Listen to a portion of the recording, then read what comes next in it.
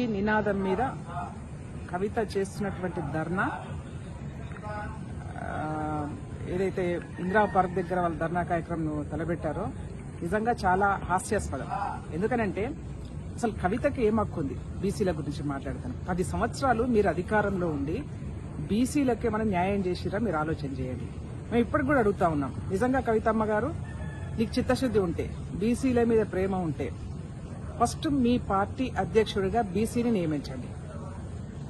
మా పార్టీ అధికారంలోకి వస్తే ఒక బీసీని ముఖ్యమంత్రిని చేస్తామని ప్రకటించండి.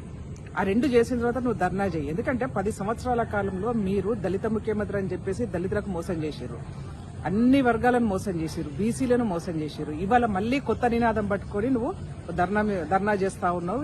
ఇది కరెక్ట్ కాదు. ఎవ్వరు కూడా మిమ్మల్ని నమ్మరు కాక నమ్మరు ఈ రాష్ట్రంలో.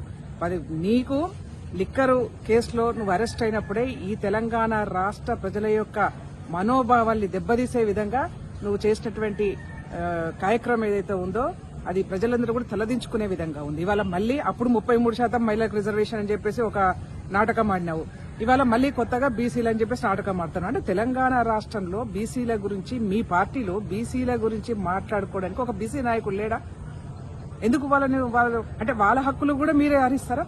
బీసీల గురించి మాట్లాడేదానికి కూడా నోరు మూయించేసి ఇవాళ మీరే ఆ నినాదాన్ని పట్టుకొని చేస్తా ఉన్నారు.